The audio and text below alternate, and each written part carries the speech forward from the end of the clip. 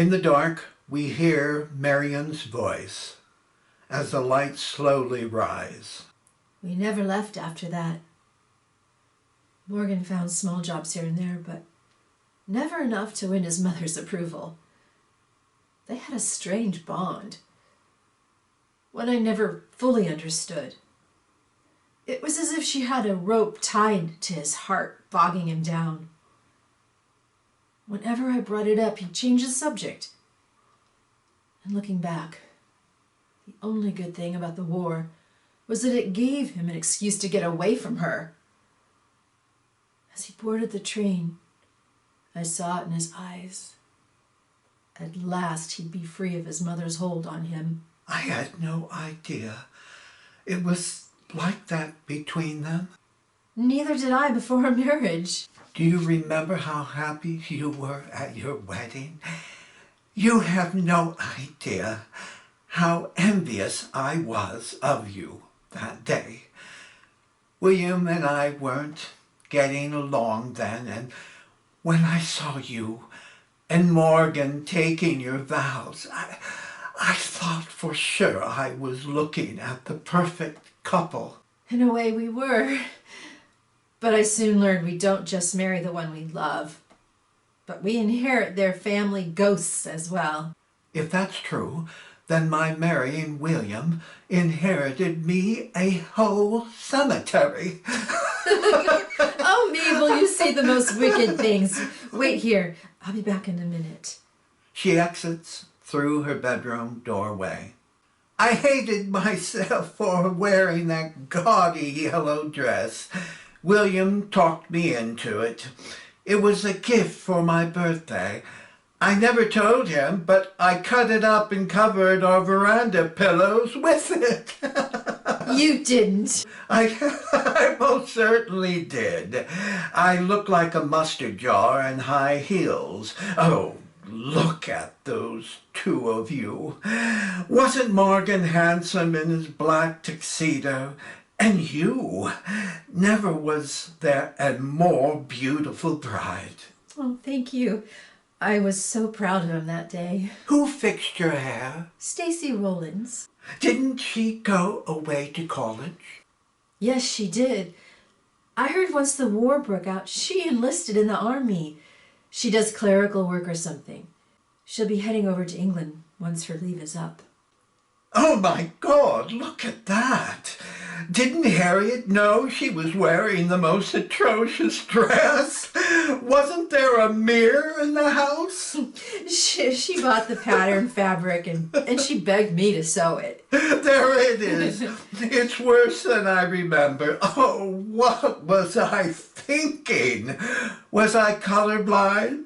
It's absolutely horrible. Was there ever an uglier yellow in the world? But at least my hair was lovely. And don't my legs look nice? Do you ever get lonely? What do you mean? Do you ever look at other men? No, why should I?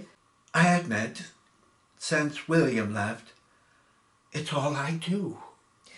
This is making me uncomfortable. Can we change the subject? I'm sorry. It's difficult to look past today. I understand. If you're asking if I miss what we shared, I do. Nights are the worst. There are times I feel like I could just reach out into the darkness and just wrap my arms around him. Hello! Harriet! What are you girls doing? Having a tea party without me?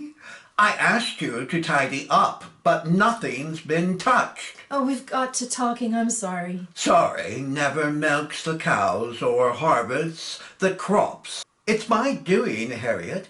I'm an obsessive talker. Been one all my life. I see you brought her another dress. Yes, Mrs. Pennington's hem needs shortening. Her trouble is she cares too much about what others think. Have you noticed how she flutters around, fidgeting with her dress, pulling and straightening? I swear she does it for attention. It's disgraceful. A married woman behaving the way she does. I don't think she means anything by it. Oh, she does. You should have seen her in school. When the boys were around, she would perk up, all bubbly with smiles. Oh, my God, it made my teeth ache how sweet she was. A phony. That's Darlene Pennington. Was then and is now.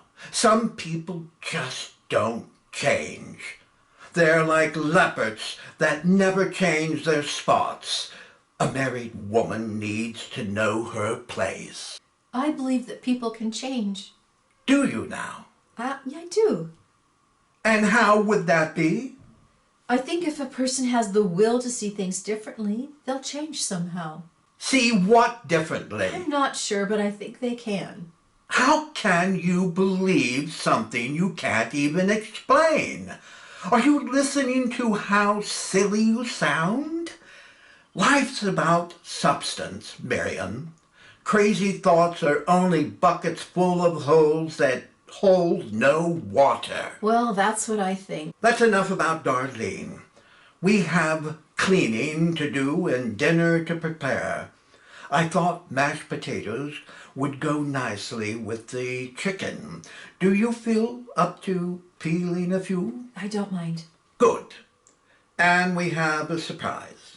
Pastor Dupree's bringing a guest. Who?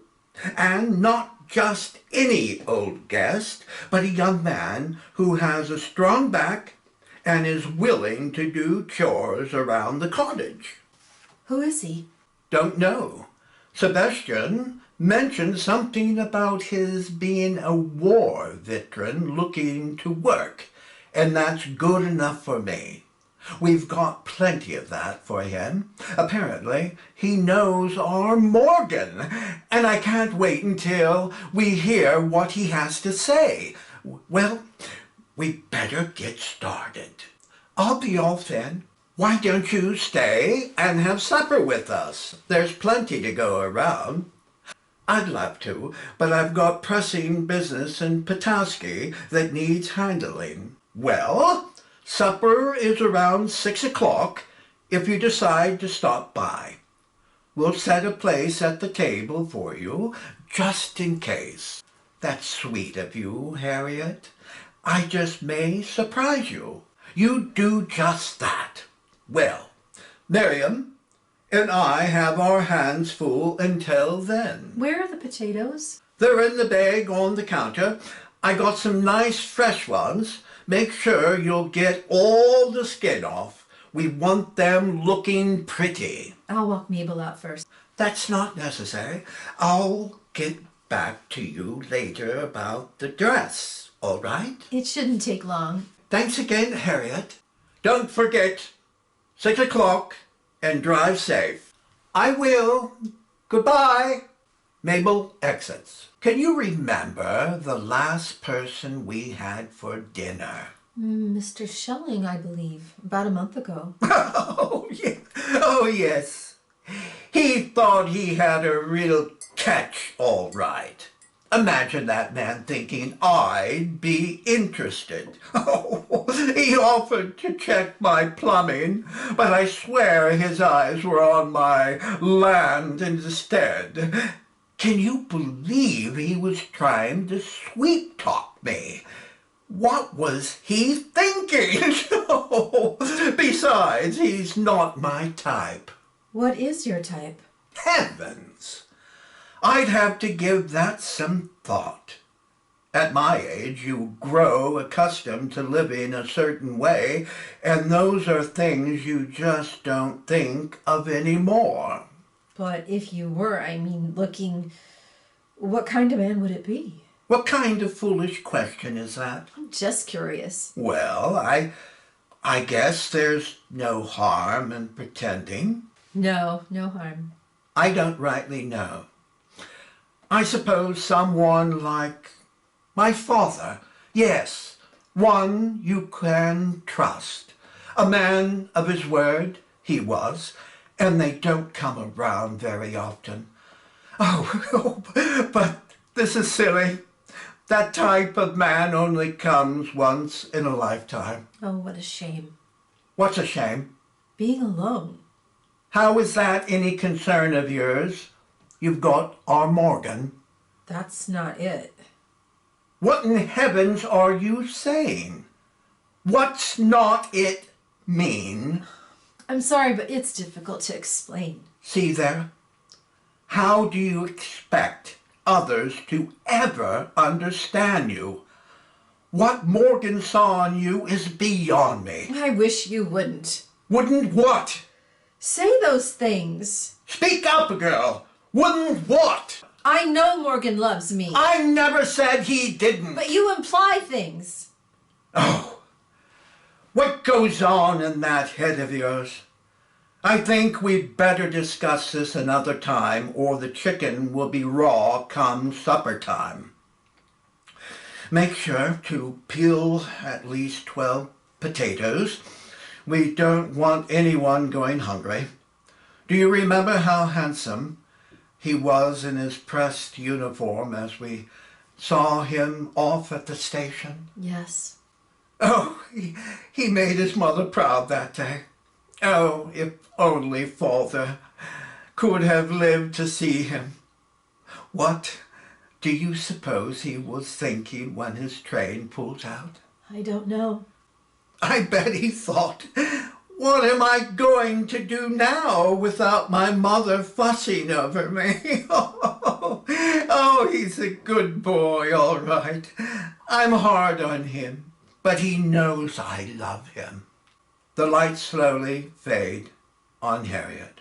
What did he whisper in your ear? I've always been curious. Did he mention me? Did he say he was going to miss us? Oh, it doesn't matter. We'll have him home soon enough. That's all that matters, isn't it? We just need to keep thinking happy thoughts, because that's what brings up the roses. Mariam peeling potatoes, neither listening to Harriet's words nor thinking of Morgan's return, but only of the day she'll be set free as the lights fade to black.